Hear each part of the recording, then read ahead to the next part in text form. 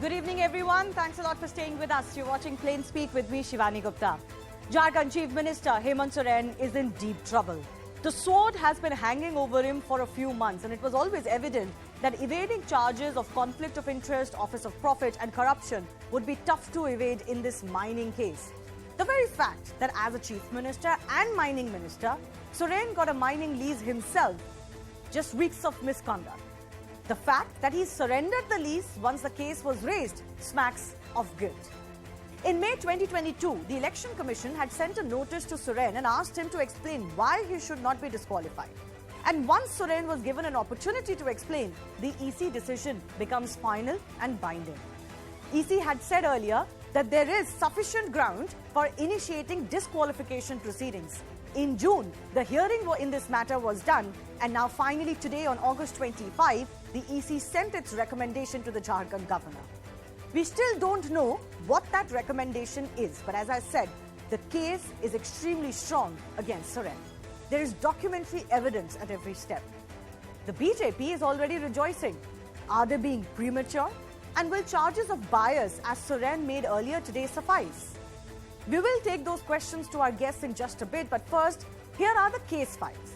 Soren had first applied and got the mining lease for granite gneiss rocks in Angara block of Ranchi district in 2008. That was for 12 years, that is till 2018. It expired in May 2018 and was not renewed. Soren even declared it as part of his election affidavit in 2019. But 2 years after he became Chief Minister, he applied again and got the lease again in October 2021. Here are some more dates. May 28, 2021, last year, Soren's application reached the Ranchi district mining officer. On June 7, Gram Sabha gave its consent for the mining lease. By March, the land lease agreement was signed between Soren and 9 other persons. In June, Ranchi Deputy Commissioner gave in principle approval for the mining lease. By September, the Chief Minister applied for environmental clearances for the mine.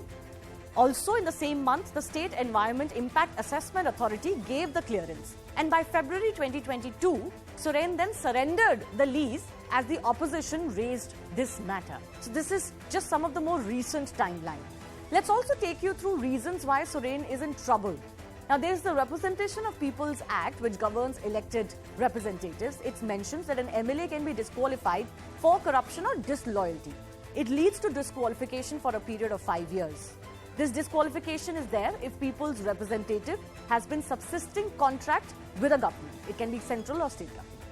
Soren, as mining minister, issued lease on his own, to his own favor, and that lease is a clear violation of the Representation of People's Act.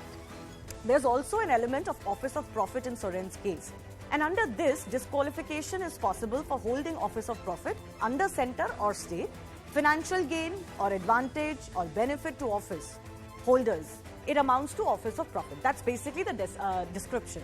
It prohibits conflict between the duties and the interests of an elected representative, and this is the clincher against Soren, because as mining minister, he was assigning lease to himself.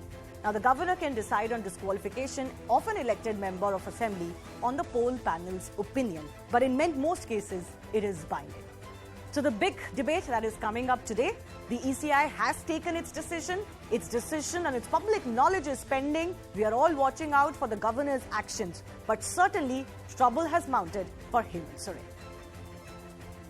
उनकी सदस्यता यदि चली गई है और भ्रष्टाचार के खिलाफ यदि थोड़ी भी मॉरलिटी है तो हेमंत सोरेन जी को इस्तीफा देना चाहिए और मिड टर्म इलेक्शन के लिए जाना चाहिए। अभी तक तो हमारे जो माननीय मुख्यमंत्री कोई नोटिस नहीं आया है। विपक्ष में हमारा अगर आता है तो हमारा संख्या बल ज्यादा है और सब एमएलए जो अभी सबसे बात हुई है, जरूरत पड़ेगा तो सारे लोग को बुलाएंगे।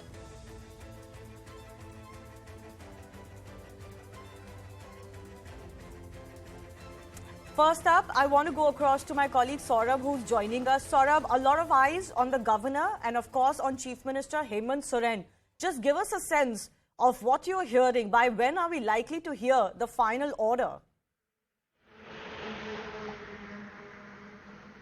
Shivani, as far as our sources are saying us that it will be tomorrow when the governor will issue a notification in this regard, and also the notification of the report that was submitted by Election Commission, that will be made public tomorrow. So the result and the governor's decision is expected tomorrow, what our sources are confirming. But as far as the political ambit is concerned of Jharkhand, already the BJP, they are claiming that Hemant Soren should resign on moral grounds, and midterm elections should be there in the coming days. So BJP is demanding midterm elections now.